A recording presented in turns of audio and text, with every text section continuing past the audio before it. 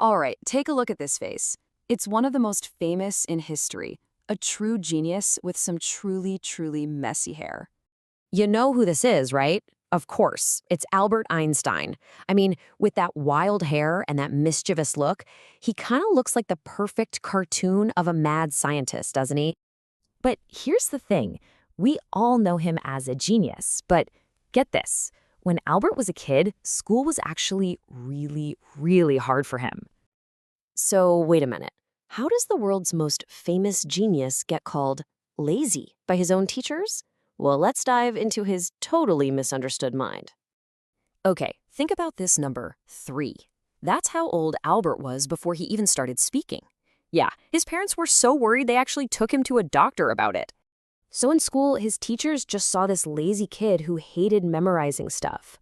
But what was really going on? He was daydreaming, lost in thought. They thought he was a pain for asking so many questions, but in reality, he was just incredibly curious. They literally told him he'd never amount to anything special. The truth, though? Albert just saw the world completely differently than anyone else. So, what changed? What was the moment that just flipped the switch for him? You might be surprised. It was a compass. Okay, picture this. Albert is 5 years old, and he's sick in bed. His dad gives him a little something to play with, a magnetic compass. And Albert was just totally captivated. He'd turn it this way and that, but no matter what, that little needle always pointed north. To him, it was like actual magic. And that's when it clicked. He realized there had to be these invisible forces out there in the universe making things happen. And that right there, that tiny little compass, totally set his brain on fire. It gave him this burning mission. He had to figure out the universe's secret rules. So with that mission, he started playing these incredible games inside his own head. He called them thought experiments. One of the most famous, imagining what it'd be like to ride on a beam of light. He asked this question that honestly sounds like something straight out of a superhero comic. What would happen if you could ride a beam of light? I know, it sounds like a silly kid's question, right? But that one question, it sparked a revolution in science. Because by thinking that through, he discovered something absolutely mind-blowing.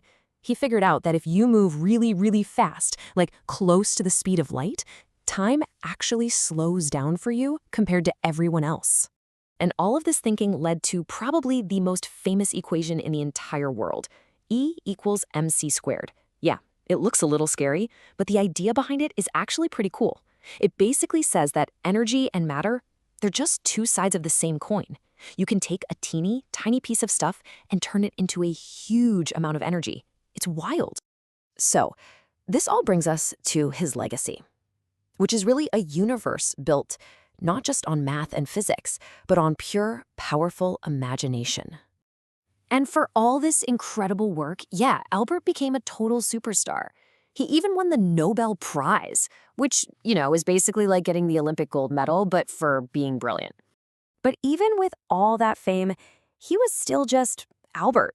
He wasn't into fancy things. And get this, he famously hated wearing socks. Can you believe it?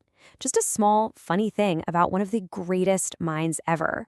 But if there's one thing to take away from his whole life, it's probably this. He once said, "Imagination is more important than knowledge." And think about it. Knowledge is what we already know. But imagination, that's everything we could know. It's endless. So the next time you have a question that seems a little weird, a little silly, remember the kid who was told he'd never amount to anything, but who changed the entire world just by asking those kinds of questions. So I'll leave you with this. What silly question are you going to ask today?